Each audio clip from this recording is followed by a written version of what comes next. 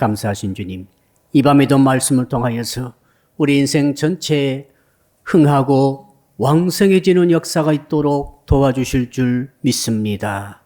끝나는 시간까지 성령께서 함께해 주실 줄 믿사오고 감사할 때에 예수 그리스도 이름으로 기도합니다. 아멘. 오늘 밤에 주시는 말씀을 찾아서 우리가 교독으로 봉독하겠습니다. 신약성경 사도행전 19장 9절부터 20절입니다. 신약성경 220쪽을 펴주시기 바랍니다.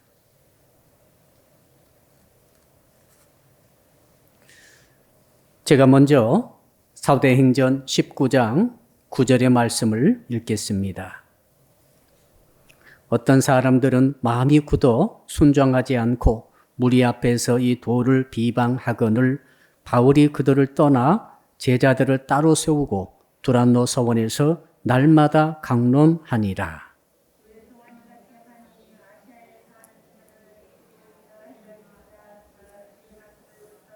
하나님이 바울의 손으로 놀라운 능력을 행하게 하시니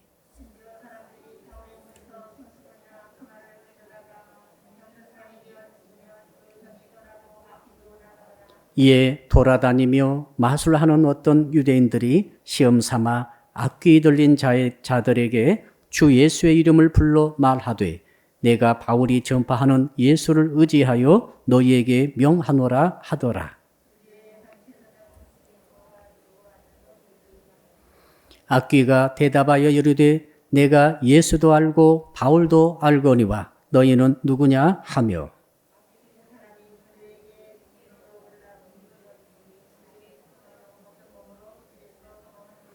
에베소에 사는 유대인과 헬라인들이 다 이 일을 알고 두려워하며 주 예수의 이름을 높이고 또 마술을 행하던 많은 사람이 그 책을 모아 가지고 와서 모든 사람 앞에서 불사르니 그 책값을 계산한 즉 은 5만이나 되더라. 힘이 있어 흥왕하여 세력을 얻으니라. 아멘. 오늘 말씀의 제목 한번 따라하겠습니다. 말씀의 힘으로 흥왕하는 신앙을 가집시다. 우리 옆에 분 계시면 이렇게 인사하겠습니다. 우리 같이 흥왕합시다. 흥할 흥자, 왕성할 왕자입니다. 흥하고 왕성하다는 뜻이죠.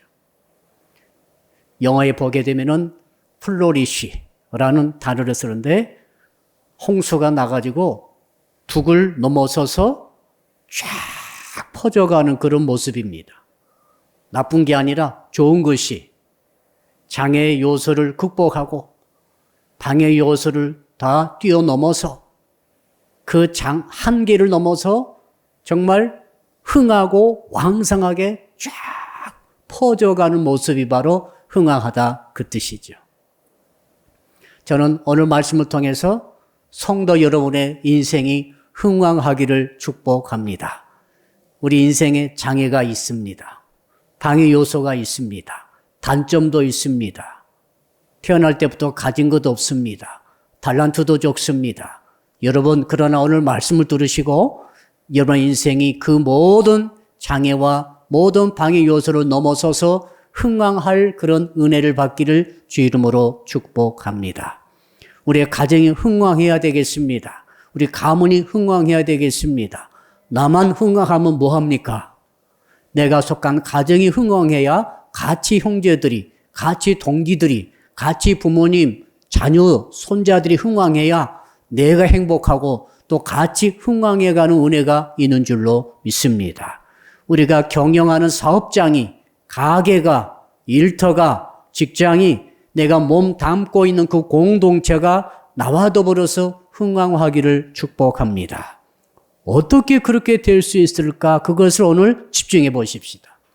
말씀에 귀를 기울이시고 지금 온라인 통해 예배 드리시는 모든 성도 여러분들 말씀을 집중하시고 잘 들으셔서 이 말씀이 주시는 진리를 깨닫고 이 진리대로 행할 때에 실질적인 흥왕의 역사가 있을 줄로 믿습니다.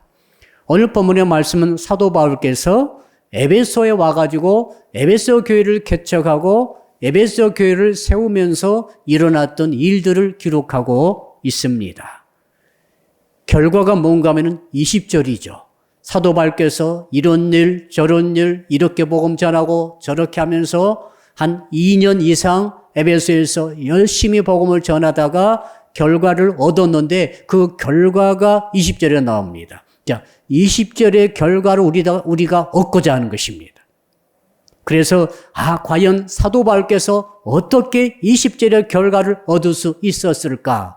자, 그때 당시 에베소에 있는 그 많은 시민들과 성도들이 어떻게 해서 20절의 결과를 얻을 수 있었을까? 그 원리를 우리가 찾아가지고 우리에게 적용하기를 원합니다. 여러분, 20절 우리 같이 찾아서 한번 읽어보겠습니다. 시작.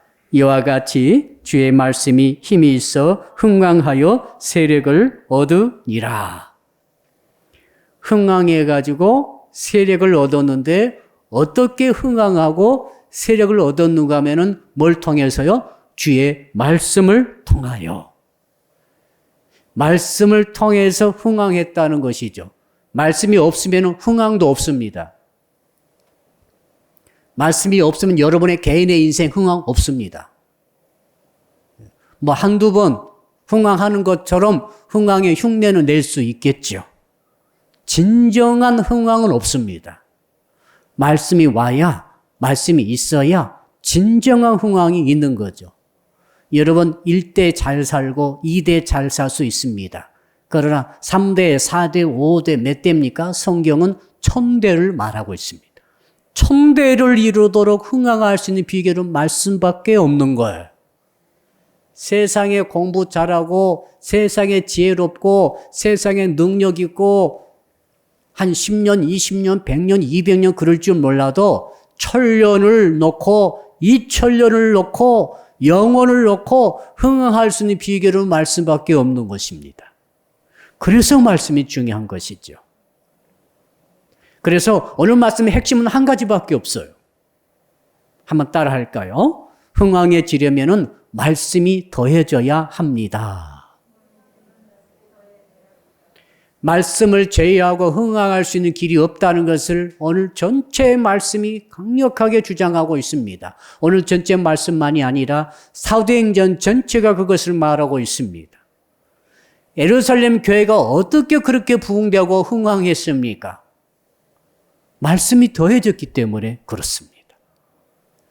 자, 예루살렘 시민들에게 누가 말씀을 공급했습니까? 사도들이 공급했습니다. 그 사도들이 누굽니까? 예수 그리스도와 3년 반 동안 동거하고 동락하며 제자 훈련 받았던, 가르침 받았던, 그 기적을 목격했던 그 사람들 아닙니까? 12제자가 예수님의 십자가 죽으심을 목격했습니다. 사흘 만에 부활하는 것을 목격했습니다. 부활하신 주님과 대화 나눴습니다. 그리고 그분이 가시면서 40일 만에 승천하시면서 성령을 약속해 주셨습니다. 자, 예수님의 삶을 목격하고 예수님의 천국 복음의 가르침을 전부 다 들었고 이 생생하게 살아있는 말씀을 막 전엔 찐빵처럼 이 12사도들이 예루살렘 사람들에게 전달한 것이죠. 말씀을 더한 것이죠. 살아있는 말씀, 생생한 말씀, 뜨거운 말씀, 그냥 뜨거운 말씀이 아니라 진리신 예수 그리스도에 대한 말씀, 예수 그리스도의 삶과 죽으심에 대한 말씀, 예수님의 이스도로 가르쳤던 그 가르침의 말씀을 사도들이 전달했고 그 말씀이 더해지니까 어떻게 가만히 있겠어요? 어떻게 예루살렘 도시가 가만히 있겠습니까? 그 말씀을 들었던 그 남자 3,000명, 4,000명, 5,000명이 그 말씀 들으면서 어떻게 가만히 있겠습니까? 흥하고 왕성해지는 역사가 막 말씀을 통해 일어나므로 그들이 일어나서 한꺼번에 3,000명이 회개하고 주 앞에 돌아온 역사가 있었던 줄로 믿습니다. 이게 역사적 기록 아닙니까? 성경의 기록 아닙니까? 사도행전의 기록 아닙니까? 이걸 믿으십니까? 아멘. 말씀이 공급되면 반드시 흥황의 역사가 일어난다는 것을 믿으시길 바랍니다.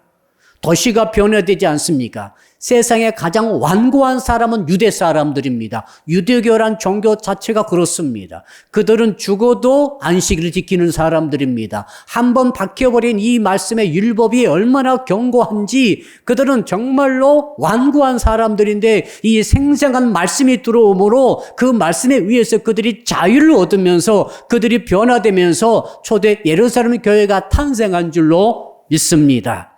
그들은 순교 당하면서도 계속해서 말씀을 흥황하게 전하다 보니까 결국에는 온 세상을 변화시키는 역사를 이룬 줄로 믿습니다. 이건 1대 2대가 아니고 수철 역사 통해서 증명되어진 사실 아닙니까?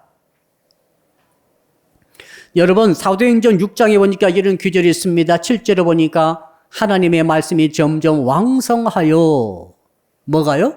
말씀이 점점 왕성하여 예루살렘에 있는 제자의 수가 심히 많아지고 허다한 제사장의 무리도 이 도에 복종하더라.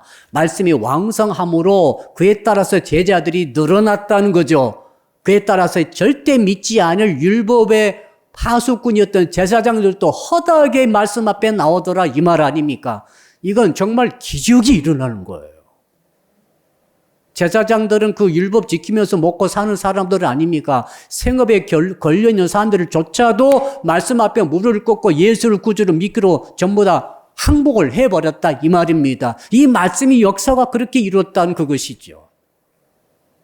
이렇게 되니까 그때 당시 종교 정치의 지도자들이 가만히 있겠습니까? 자기들의 세력이 있지 않겠습니까? 헤롯 왕이라든지 그 대제사장의 무리라든지 바리새파 사람들이라든지 서기관 사람들이 그 자기의 기존 체제를 갖고 먹고 살고 기득권을 유지하고 살던 그 사람들이 이상한 말씀이 오더니 예수 그리스도의 말씀이 흥왕해지면서 무수한 사람들이 그 앞에 무릎을 꿇고 돌아간 걸 보고 가만히 있겠습니까? 그러므로 그들이 길을 쓰고 그것을 막기 시작하는데 어떻게 했습니까? 헤롯 왕이 말이죠. 예루살렘 교회 초대 감독이었던 야곱의 목을 잘라버립니다. 죽여버립니다. 그러면은 수장이 죽었으므로 이제는 그 예수님을 믿는 말씀의 흥왕 역사가 잠잠해질 것 같은데 정반대로 나타나고 있습니다. 이 야고보 감독의 순교 사건이 일어난 그 직후에 기록되는 사도행전 12장 24절을 보니까 하나님의 말씀은 흥왕하여 더하더라. 목사님이 죽었는데 성도들의 그 교회는 더욱더 흥왕해 가더라. 그 말 아니겠습니까? 막을 수가 없는 거죠. 말씀의 흥왕은 누가 죽었다고 그래가지고 누가 망했다고 그래가지고 누가 실패하고 떨어졌다고 그래가지고 시험 들었다고 그래가지고 멈추는 그런 역사가 아닙니다. 이 말씀의 흥왕의 역사는 진리이기 때문에 끊임없이 흘러가는 역사이죠. 홍수가 나가지고 뚝이 넘쳐났는데 누가 그걸 막겠습니까? 이미 뚝이 넘쳐버렸는데 막을 수가 없어요. 그래서 이 헤롯 왕이 이제 두 번째로 베드로를 잡아들였습니다. 베드로가 이제는 야고보 다음으로 베드로인데 베드로를 죽여버리려고 감옥에 가둬놓고 내일 날짜를 받아놓고 칼을 갈고 있는데 하나님께서 이 헤롯 왕을 죽여버리시죠. 충이 먹어 죽어버렸습니다. 그리고 그 다음에 일어난 역사가 방금 제가 읽어드린 대로 말씀이 흥왕하여 더하더라. 흥왕하는데 더해지는 역사가 막 있는 거죠. 교인 수가 더해지고 제자 수가 더해지고 그 다음에 흥왕한다는 것은 교회가 커지고 세워지더라 이 말이죠. 그러다가 이게 흘러 어디까지 옵니까?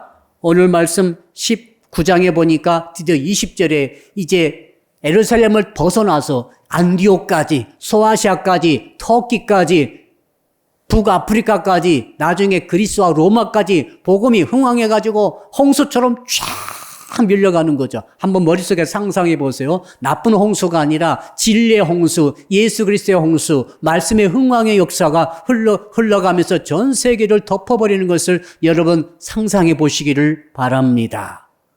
이 모든 것 배경에 뭐가 있습니까? 말씀이 있는 거죠. 말씀이 여러분의 영혼을 적셔야 되죠. 여러분이 살아날 수 있습니다. 말씀이 우리 가정을 적시고 가문을 적시면 가문과 가정이 분명히 변화됩니다. 왜 가정과 가문의 변화가 덜 되고 미진하고 안 되고 잘못되고 하는가 하면은 말씀의 흥황의 역사가 그만큼 덜 일어나기 때문에 그랬죠. 말씀을 더하지 못하기 때문에 그래요. 말씀을 또 완벽하게 더했다라고 한다면은 가정은 완벽하게 변화되는 역사가 있었을 줄로 믿습니다. 나라도 마찬가지죠. 국가나 나라도 마찬가지입니다. 그 조그만 마가다락방에서 12제자가 예수님은 이미 승천해버리시고 아무도 남아있지 않은데 그 12제자들이 120명의 가족과 더불어서 이 마가다락방에 모여가지고 말씀을 기대하면서 사모하고 기다리다가 그들이 성령을 받고 드디어 나가서 뭘 합니까? 말씀을 선포하는 거죠. 그때 시작되었던 그 진리의 말씀의 흥황의 역사가 어디로 갑니까? 예루살렘과 유대와 사마리아와 땅끝까지 드디어 흘러가면서 뭇 사람들을 변화시키고 뭇 인생들을 변화시키는 역사가 있는 줄로 믿으시기를 바랍니다. 수많은 인생들이 죽음을 두려워하지 않고 순교를 두려워하지 않고 카타콤으로 도망가서 비록 굴속에서 1대, 2대, 3대 수백 년을 지낸다 할지라도 이 진리를 포기하지 않고 견딜 수 있는 그 힘이 어디서 나오는 거예요? 인간의 힘이 아닙니다. 내가 결심한다고 되는 게 아니에요. 어떤 타종교 수도승은 여기다가 막 불을 붙여가지고 손가락을 태우면서 자기가 믿는 진리를 파수한다 하는데 그렇게 해서 되는 게 아닙니다. 그게 아니라 정말 이건 말씀이 살아있는 하나님의 말씀의 진리가 더해짐으로써 그 진리를 영혼으로 받아들임으로써 진리의 역사가 그 인생을 정복하고 변화시킴으로 그 영혼이 참석하는 모든 가정과 그 사회와 직장과 일터와 삶의 터전을 변화시키는 역사가 실질적으로 일어난 줄로 믿습니다. 자, 이렇게 말씀이 흥황해 가면서 드디어 어떻게 갑니까? 한 300년 지났는데 로마가 말씀 앞에 굴복한 줄로 믿습니다. 로마가 뭡니까? 로마는 전 세계 정부 아닙니까? 당시 전 세계로 로마 세계 아닙니까? 어떻게 로마가 313년에 굴복했을까요? 말씀을 듣고 나서 그 말씀이 그 로마의 가정에 이미 돌아가지고 로마 황제 어머니를 변화시키고 그 가족을 변화시키므로 로마 황제가 정치적으로 기독교를 인정하지 않을 수 없는 지경에 빠진 줄로 믿습니다. 기독교인들이 무슨 칼을 쏘았습니까? 활을 쏘았습니까? 무슨 공격했습니까? 무슨 데모를 했나요? 무슨 돈을 많이 벌어가지고 돈으로 무슨 위협을 했나요? 그런 걸 하나도 없습니다. 그러나 단지 말씀을 듣고 말씀에 변화되어진 그 로마 시민들 혹은 이방인들 혹은 너에 주신 크리스찬들이 변화됨으로써 로마는 정치적으로 기독교를 인정치 아니할 수 없는 그런 역사가 있는 줄로 믿습니다. 그때부터 어떻게 됐나요? 이제 로마 제국 안에서 태어나면은 세례받아야 됩니다. 황제가 그렇게 명령을 해버린 거죠. 태어나면 세례받는 거예요. 귀족도 태어나면 세례받고 평민들도 태어나면 세례받고 일반 노예들도 태어나면 세례받음으로 가장 급속하게 기독교가 흥왕해지는 역사가 그 313년 이후에 로마 제국에 있었던 것을 믿으시기를 바랍니다. 흥왕의 역사 무섭지 않아요, 여러분? 1년, 2년 새 단시간에 일어난 그런 일이 아니라 가만히 놓고 보니까 100년, 200년, 300년, 400년, 500년 쭉 지나면서 이 마가다락방 예수 그리스도가 출발했던 그 말씀의 흥황의 역사가 쫙 퍼져가면서 전 세계를 훑어버리고 로마까지 무너뜨리고 있는 그런 모습을 보지 않습니까? 죽음을 무서워하지 않았습니다. 다 순교하고 수만 명이 한꺼번에 십자가에 거꾸로 매달려 횃불에도 타면서도 이 말씀을 포기하지 아니하는 그 말씀의 힘이 전 세계를 변화시키는 역사가 있었던 줄로 믿습니다. 이 감정의 문제가 아니에요, 이거. 그래서 저는 오늘 밤에 참으로 중요한 말씀을 드리는 것이죠. 도대체 나도 왜 이렇게 흥황하는 역사를 이루고 싶은데 왜 되지 않는 것인가? 내 가정은 어떤가? 내 사업장은 어떠한가? 내가 터를 닫고 내가 발을 담그고 있는 이 공동체는 왜 변화가 안 되는 것인가? 고민하면서 오늘 말씀을 통해 적용할 수 있기를 주 이름으로 축복합니다. 만약에 이 말씀의 역사가 내 영혼을 적시고 내게 한다면 나는 반드시 변화됩니다. 아멘. 변화 안 되는 것이 기적이야. 자, 이 말씀이 내 가정에 들어오게 된다면은, 이 말씀이 나를 적신다고 한다면 내 가정과 가문도 반드시 변화되는 것이 정상입니다. 변화 안 되는 것이 기적입니다. 자, 이 말씀의 역사가 어디로 들어갔습니까? 첫 번째로 유대민족들이 최초로 말씀을 받은 사람들이죠. 그렇죠? 구약시대 때 최초로 아브라함 통해서 말씀 받은 사람들은, 언약을 받은 사람들은 유대 사람들 아닙니까? 이스라엘 민족 아닙니까? 그래서 우리가 구약성을 읽으면서 뭘 느낍니까? 야, 이스라엘 사람들이 정말 가장 너의 민족, 히브리 민족, 너의 사람들이었는데 그들이 아브라함 통해서 선택받아가지고 하나님의 말씀을 받았죠. 말씀을 받고 이삭도 받았고 야곱도 받아가지고 12지파가 받아가지고 그들이 12지파로 이스라엘 민족이 되어가지고 나중에 여호수아 통해서 가나안을 정복하고 가나안 땅에서 복의 땅을 이루며 살다가 그 말씀을 점점 무시하고 말씀을 어기며 말씀을 형식화하고 하나님께 말씀대로 제사 드리면 될 것인데 가장 상하고 눈먼 것들만 갖다 바치면서 형식화됨으로써 하나님께서 그것을 떠나신 거죠. 하나님께서 그 제단을 떠나신 거예요. 그러니까 이스라엘은 망하는 거죠. 말씀을 떠나면 이스라엘은 망했다는 것을 구약이 보여주지 않습니까? 그렇죠? 이 북이 이스라엘도 망하고 남유다도 망했습니까? 망했습니다. 왜요? 우상 숭배하고 말씀을 떠났기 때문에 망한 것이죠. 만약에 구약에서 백성들이 말씀을 떠나지 않았다고 한다면 유대 사람들은 정말 엄청난 민족이 됐을 것입니다.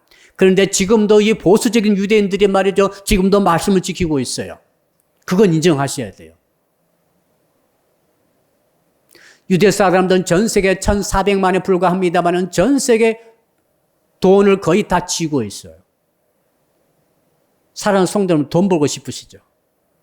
정말 돈이 있으면 좋겠어요. 저도. 많았으면 좋겠어요. 유대 사람들을 연구하셔야 됩니다. 유대 사람들이 지금도 돈을 다 내면 말이죠. 전 세계 땅덩어리 절반을 살 수 있답니다. 가장 커다란 돈의 펀드의 그룹은 전부 유대 사람들이 다 갖고 있어요. 미국을 전부 휘두르고 있지 않습니까? 정치, 경제, 사회, 문화, 교육, 영화, 또 뭐가 있습니까? 군사, 과학, 노벨상 할 것 없이 전 세계 이 1,400만에 불과한 유대 사람들이 왜 전 세계 가장 강력한 영향력을 휘두르고 있을까? 왜 그렇습니까? 말씀 때문에 그런 것입니다. 그들은 정말로 말씀을 2,000년 이상, 3,000년 이상 지금 말씀을 지키고 있는 사람들이 수두룩합니다. 말씀을 지키고 있습니다. 말씀대로 살고 있습니다.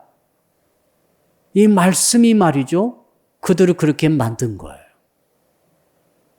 자, 1대 잘 살 수 있고 2대 잘 사다가 3대째 망해버렸다. 이런 거 아닙니다. 유대 사람들은 말이죠.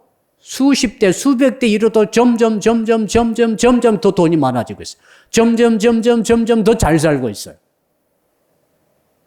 왜 그런지 아십니까? 말씀을 지키기 때문에 그렇습니다. 너무 큰 도전을 받아요. 그들은 말씀을 생명 걸고 지킵니다. 물론 그들이 예수를 그리스도로 믿지 않는 그것 때문에 우리는 그들에 대해서 좀 전도 대상이 됐습니다만 그들의 근본적인 그 정신 속에 있는 말씀을 지키고자 하는 것에 대해서는 정말 우리가 배워야 합니다. 생명 걸고 말씀을 지켜본 적이 있으셨습니까? 여러분, 우리 대한민국은 말이죠. 특별한 나라라고 저는 생각이 됩니다. 제가 대한민국 한국 국민에서 말한 게 아니라 지금 전 세계적으로 통계가 나왔습니다. 자, 원조 받던 국가에서 원조하는 국가는 우리나라가 유일합니다. 100년 전만 하더라도 한국은 자취도 없었고 이름도 없었습니다. 최약체 국가요. 최고 못 사는 국가요. 최고 미개 국가로 알려주고 있습니다. 그 일본에 지배받고 전 세계 사람들의 지배를 받았잖아요. 그러나 복음이 100년 전에 들어오면서 말이죠. 우리나라가 어떻게 변했습니까? 전 세계에서 가장 빨리 경제 성장을 이룬 나라가 됐습니다. 경제 10위권을 이룬 나라가 됐어요. 물론 다른 많은 요인이 있겠습니다. 한 가지 생각해 보시기 바랍니다. 자, 말씀이 들어와 가지고 이런 변화가 우리나라에 일어났다고 하면 그런 시각으로 생각해 보니까 해석이 되어집니다. 자, 제가 드린 이 말씀은 100% 맞는 건 아니라고 할지라도 굉장히 일리 있는 주장인지로 저는 믿습니다. 자, 말씀이 100여 년, 한 140년 전에 우리나라 들어와 가지고 그때부터 우리나라가 달라지기 시작한 거죠. 소득이 5,000배가 늘었어요. 이런 나라가 전 세계 하나도 없어요. 자, 한류는 또 어떻습니까? 이상한 한류가 말이죠. 전 세계 통해서 전 세계를 청한망 싸지 않고 지배하고 있고 정복하고 있답니다. 옛날에 땅을 칼 들고 총 들고 가가지고 정복했잖아요. 지금 그게 아닙니다. 그렇게 하는 게 아니에요. 지금은 문화로 가서 정복하는 거예요. 한국에 청한봉 안 싸고 한류를 통해서 전 세계를 지금 정복하고 있단 말을 외국 사람들이 하고 있어요. 이 모든 이유의 가장 근본적인 이유 중에 한 가지, 그게 바로 말씀이 더해진 거죠. 말씀이 더해지면 흥왕해지는 거죠. 한번 따라합시다. 말씀이 더해지면 흥왕해집니다. 말씀이 만약 내 영혼에게 더해지면 내 영혼은 바뀌는 거죠. 내 인생은 흥황하게 되는 거예요. 제가 20살 때 말씀을 받았습니다. 말씀을 받고 제 인생이 바뀌어진 것은 확실한 것 같아요. 확실해요. 더 철저히 말씀을 받을 걸 생각이 간절합니다. 더 철저히 말씀을 받고 내가 더 철저히 말씀을 지키며 내가 철저히 말씀의 사람이 될 거, 그런 생각이 되는 거죠. 그럼 더 엄청난 일을 이룰 수 있었지 않을까, 그런 생각이 드는 거예요. 오늘 아침에 큐티도 그랬죠. 자, 말씀이 어떻습니까? 말씀이 밭에 떨어진다고 그랬습니다. 밭에 말씀이 떨어지는 거예요. 어떤 밭은 어떤 돌짝밭이고 어떤 밭은 가시떨기 밭입니다. 어떤 밭은 길가밭입니다. 그런 어떤 밭은 좋은 밭입니다. 옥토입니다. 여러분, 길가밭은 말씀을 제대로 튕겨내버립니다. 이 돌밭은 말씀을 가로막습니다. 돌이. 마음의 상처가. 이 가시떨기 밭은 염려와 걱정과 두려움이 말씀의 성장을 막아버립니다. 그래서 그들은 말씀이 제대로 자라나지 못하죠. 그러나 좋은 말씀을 받아들이면서 30배, 60배, 100배로 결실 얻게 되는 줄로 압니다. 결실 나지 않을 리가 없어요. 말씀을 내가 정말로 받아들이고 내가 정말 옥토가 돼가지고 말씀 그대로 내가 순종하며 말씀을 믿고 말씀을 받아들이고 말씀이 내 영혼에 더해지도록 내가 한다고 한다면 내 인생은 반드시 달라지게 돼 있는 거예요. 한두 배가 아닙니다. 30배, 60배, 100배예요. 흙수저에도 괜찮습니다. 유산 하나도 못 받아도 괜찮습니다. 재산 못 받아도 괜찮습니다. 이 말씀을 받으면 되는 거죠.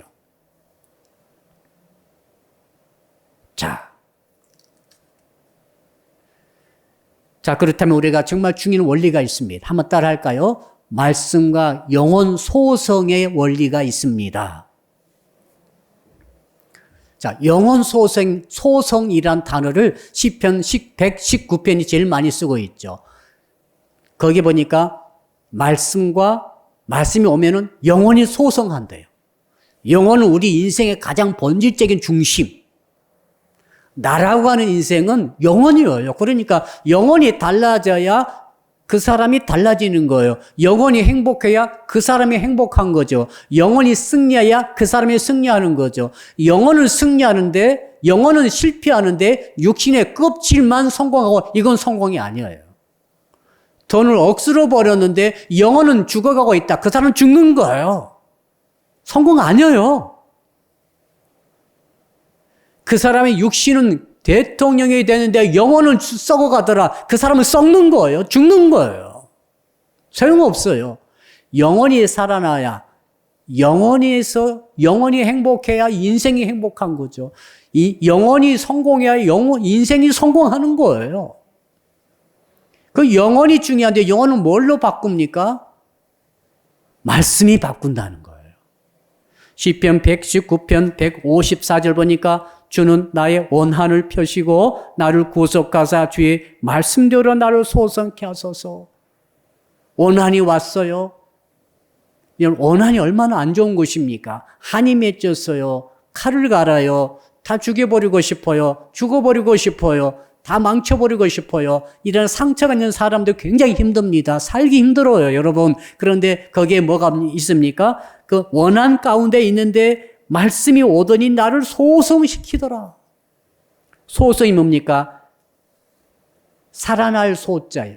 살아날 성자. 살아난다는 거죠. 마치 죽은 것처럼 자빠져가지고 누워가지고 아무것도 못하고 인생길을 찾지도 못하고 일어나지도 못하고 뭐 공부면 공부, 사업이면 사업, 가정이면 가정 아무것도 이루지 못하고 자빠져 있는 그 인생에 말씀이 들어오더니 소성하는 역사를 이루더라. 왜? 그 말씀이 영혼을 살리고 영혼을 적심으로 영혼에 더해짐으로 그 영혼이 살아나는 은혜가 있는 줄로 믿습니다.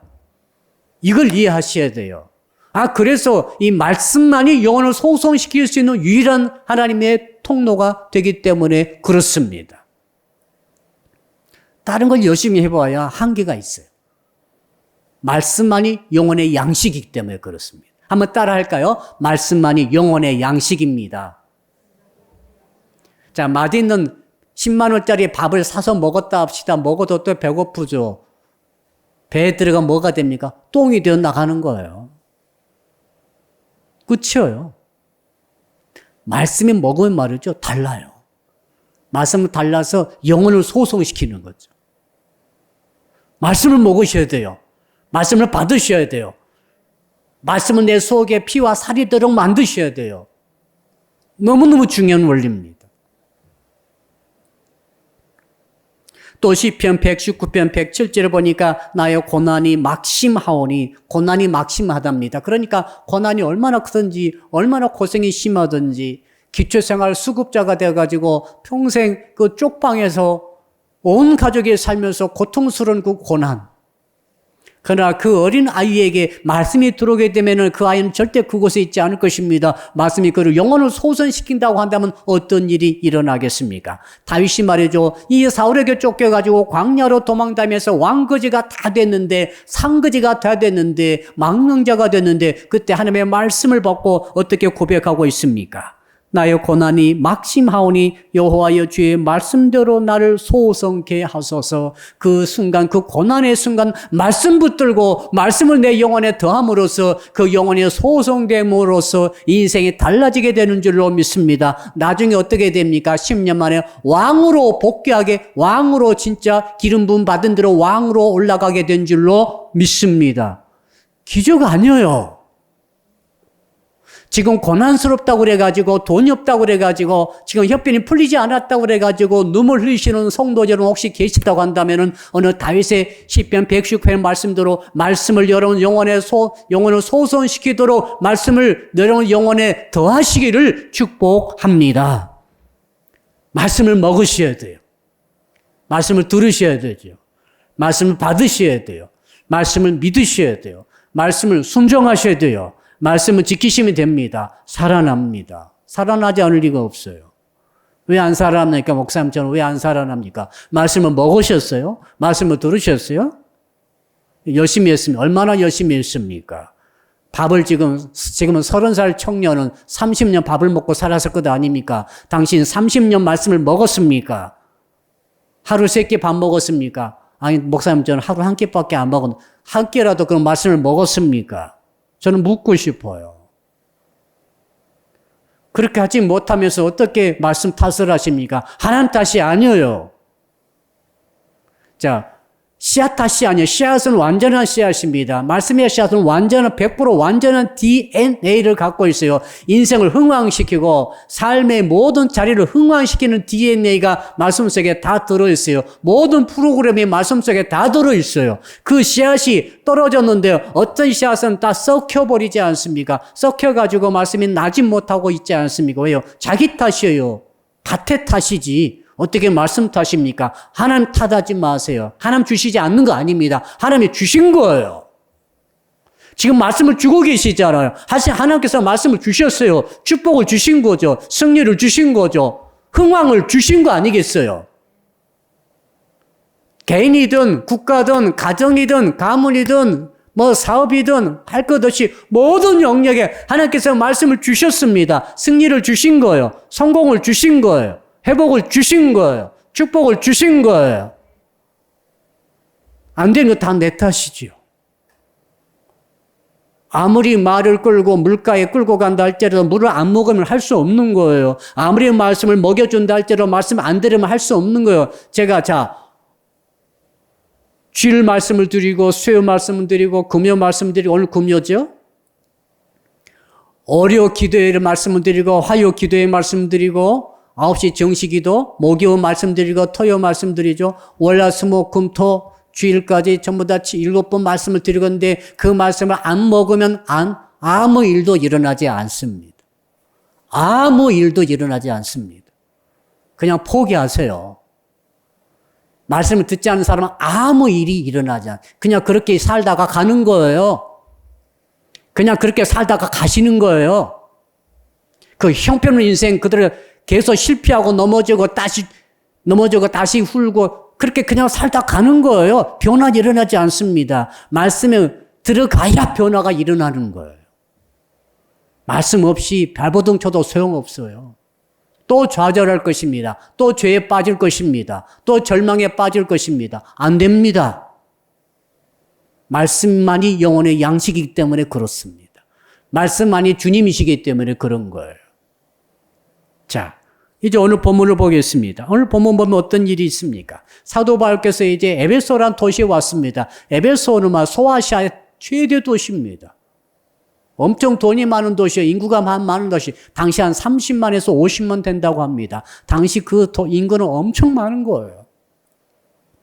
그런데 우상 숭배 중심지였습니다. 아데미라고 하는 우상 숭배하는 그런 곳입니다. 또 공식적인 창녀촌이 있는 그런 곳입니다. 자, 그런 곳에 사도 바울께서 오셔서 보니까 그 에베소 이 예수 믿는 12명이 있었는데 그들이 전부 다 성령을 받은 줄도 모르고 성령이 뭔지도 모르고 있었습니다. 너희들이 믿을 때 성령을 받았냐 했더니 성령이 뭔지도 모릅니다라고 말하고 그럼 무슨 세례 받았냐 말했더니 그 12명의 에베소에 있는 성도님들이 예수 믿는 성도들이 세례 요한의 세례밖에 안 받았답니다. 성령을 뭔지도 모르고 있는 거죠. 이 성령이 뭐냐면은 성령께서는 말씀이 들어오게 하시는 역사를 일으키시는 분이시죠. 말씀이 들어오도록, 말씀을 받아들이도록, 말씀에 내 안에 믿어지도록 우리가 예수 믿고 있죠. 어떻게 믿었습니까? 성령의 감동과 감화로 예수 믿고 있는 것 아니겠습니까? 우리가 어떻게 말씀 믿습니까? 성령의 감동과 감화로 말씀을 믿게 되는 줄로 믿습니다. 그래서 사도 바울께서 안수함으로 성령 받게 하셔서 그때부터 그 인생에 말씀이 드디어 들어오게 되는 거죠. 성령의 감동과 감화로 믿어지시는 역사로 말씀을 믿게 됨으로써 그 에베소 성도들이 완전히 변화되면서 큰 부흥의 역사가 일어납니다. 그때부터 기적이 일어나기 시작하는데 사도 바울께서 지나가게 되면은 지나가기만 해도 기적이 일어나는 거죠. 손수건을 던져도 귀신이 떠나고 병이 나는 역사가 막 일어나기 시작합니다. 놀라운 기적이 일어나죠.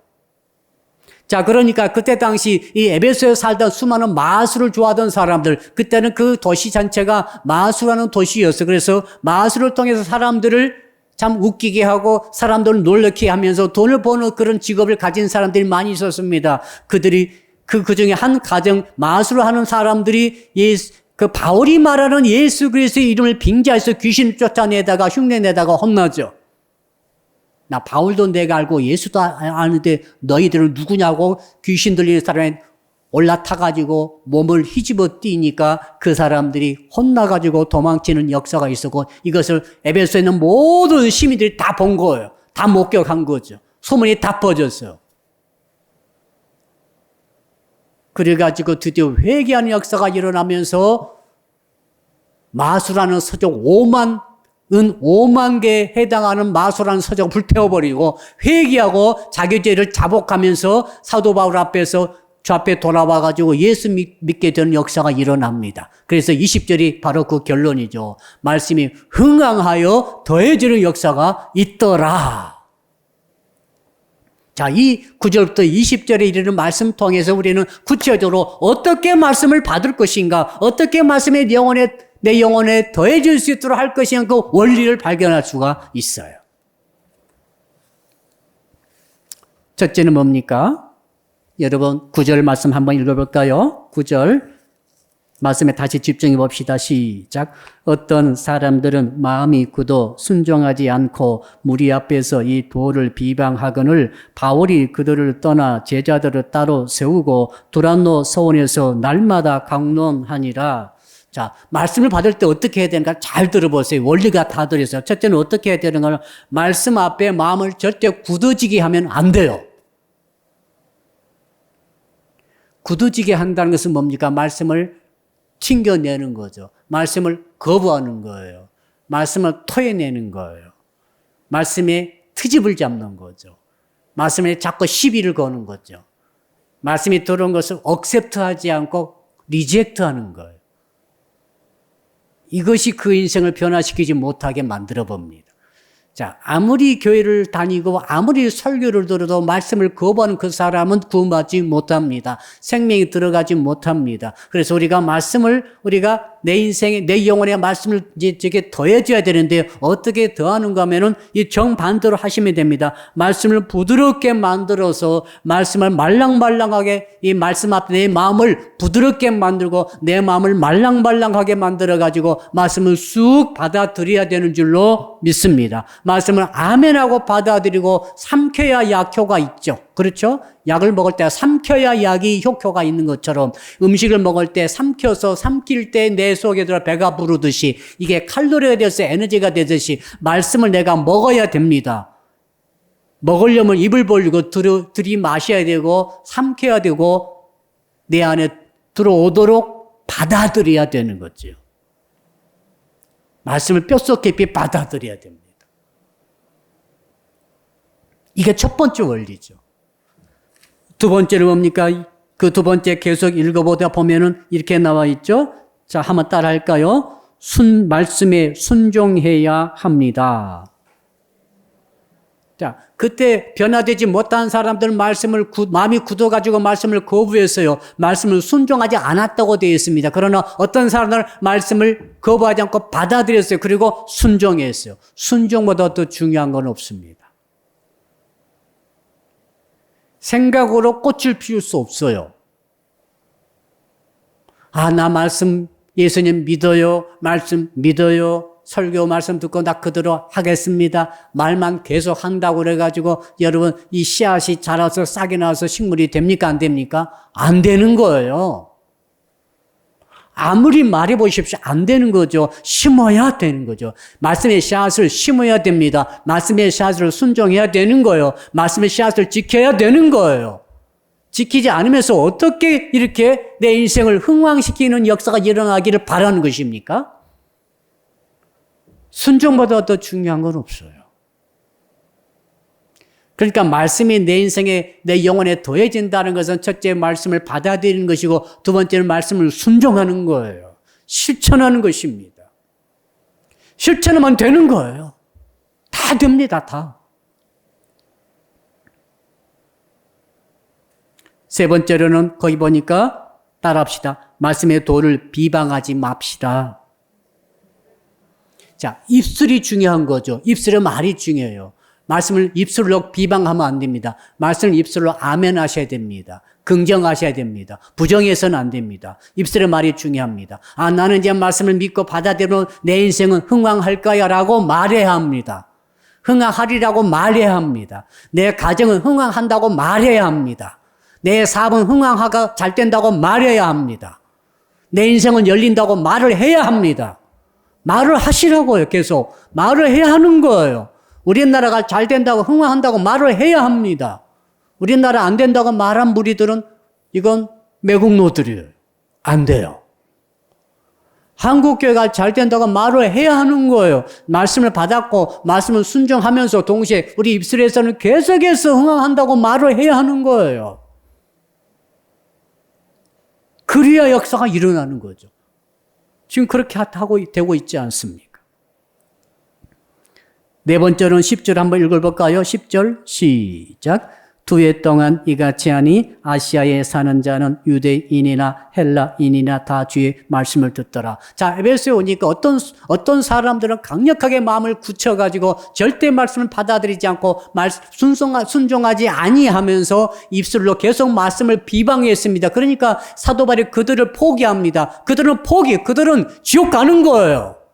말씀을 끝까지 거부하고 비방을 하던 미련 갖지 마세요. 얼마나 많은 사람들은 말씀을 기다리고 있고 말씀을 억셉트하고 말씀에 긍정하고 있는데 바로 그래서 두란노로 가가지고 두란노 소문 책방을 열어서 거기에서 2년간 말씀에 긍정하는 사람들을 모아놓고 2년간 말씀을 날마다 강론하죠. 날마다 강론하더라. 날마다 말씀을 들으셔야 됩니다. 날마다 귀를 열어서 말씀을 들으시길 바랍니다. 하루라도 말씀 안 들으면 안 되는 거예요. 말씀대로 하세요. 주일날 하루 들어가지고 되겠습니까? 아닙니다. 그게 아니라 날마다 말씀을 들으셔야 되는 거죠. 언제까지? 2년간 말씀을 날마다 들었다고 되지 않습니까?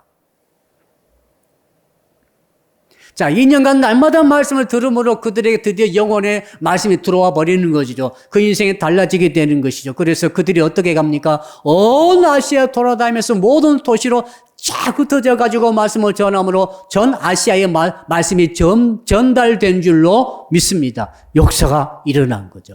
흥왕의 역사가 막 일어나지 않습니까? 2년간 말씀을 계속 날마다 들었더니 흥왕해지지 않습니까? 일주일에 겨우 한 번 들어가지고 되겠습니까? 안 되는 거예요. 한 달에 한두 번 들어서 됩니까? 안 되는 거예요. 안 됩니다, 그거. 날마다 들으셔야 됩니다. 날마다 말씀이 들어와야 돼요. 이대로 하시라니까요, 성도 여러분들. 다섯 번째 17절 읽어볼까요? 17절 시작. 에베소에 사는 유대인과 헬라인들이 다 이 일을 알고 두려워하며 주 예수의 이름을 높이고 두려워해야 합니다. 하나님을 두려워하셔야 돼요. 하나님을 얕잡아 보면 안 됩니다. 하나님 안 보이시죠? 내가 죄 진다고 그래야죠. 하나님께서 나 치시지 않으시죠? 여러분, 하나님을 무시하고 하나님을 두려워할 줄 모르는 사람들은 역사가 일어나지 않습니다. 하나님의 말씀이세요. 말씀이 하나님이십니다. 정말 하나님을 두려워함으로 말씀을 두려워함으로 받으셔야 되죠. 경외해야 되죠. 무슨 뜻이죠? 우리 경외자매 무슨 뜻이에요? 두려워한다는 뜻이죠. 그 다음에 동시에 사랑한다는 뜻이에요. 그 다음에 존경한다는 뜻이죠. 그 다음에 신뢰하는 거죠. 이게 합해져서 경외하는 거죠. 말씀을 경외하고 하나님을 경외해야 합니다. 이것이 바로 말씀을 받아들이는 사람의 태도죠.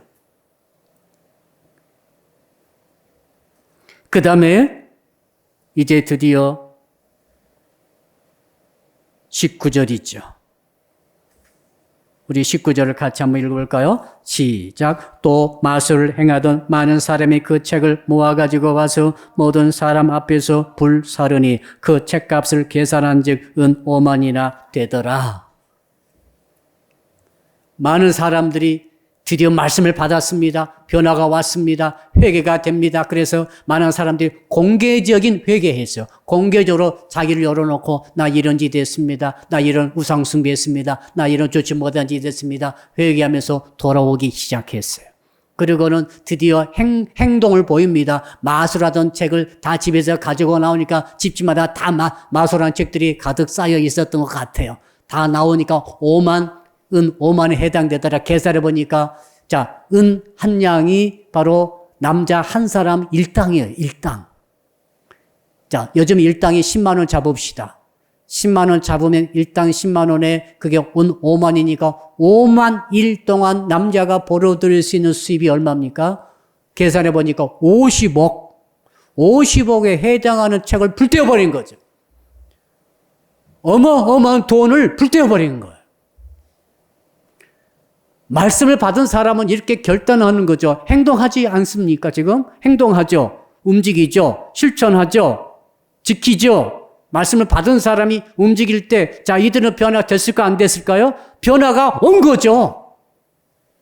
벌써 책을 불태워 보시오. 변화가 왔지 않습니까, 벌써?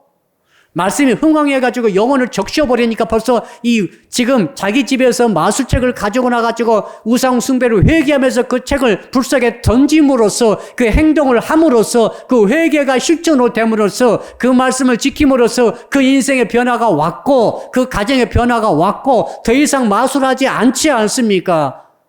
역사가 일어나지 않습니까? 그런데 나 마술하면 안 되는데 계속 말로만 하고 계속 생각만 잔뜩 하고 있다가 마술책을 태우지 않고 마술책을 버리지 않고 아직도 습관을 잘라버리지 않는 그런 사람들은 변화가 안 된다 이 말입니다. 그러면 결과는 흥황이 없다 이 말이죠. 흥황이 없어요. 그러면 인생의 흥황이 되려면 행동 옮기셔야 돼요. 자, 여러분의 사업장이, 가게가, 일터가 흥황되려면은 실천하시면 돼요. 말씀 주신 대로 실천하시고 움직이시면 되는 거예요. 안 될 리가 없어요.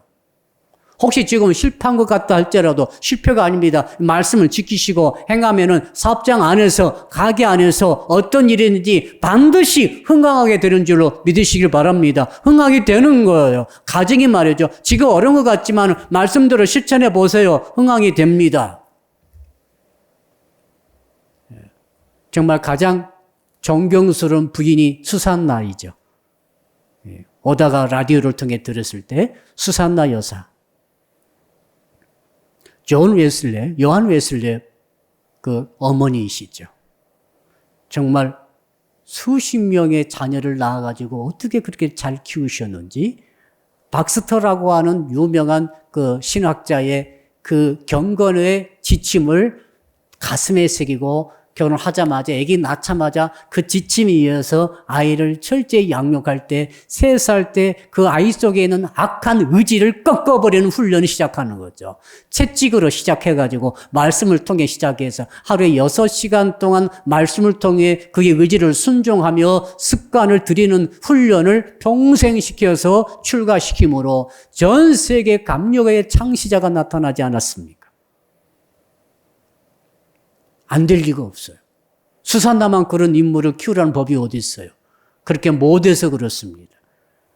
그 어린 아이들 속에도 전부도 육성이 있고 자기 정말 본성 속에 악한 흐르고 있는 것 아니겠습니까? 그걸 꺾을 수 있는 것은 말씀밖에 없는데요. 어떻게 말씀을 꺾습니까? 말씀 앞에 순종하고 말씀 앞에 복종하는 것을 그 의지를 꺾어버리는 것을 훈련을 시켜서 그걸 지속적으로 1년, 2년이 아닙니다. 끝까지 성령이 될 때까지 훈련시킴으로써 결과적으로는 위대한 인물이 되는 거죠.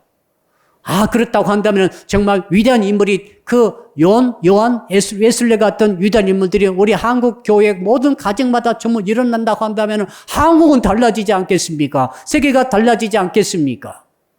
공부가 잘한다고 되는 게 아니란 말입니다. 좋은 대학 간다고 되는 게 아니란 말입니다.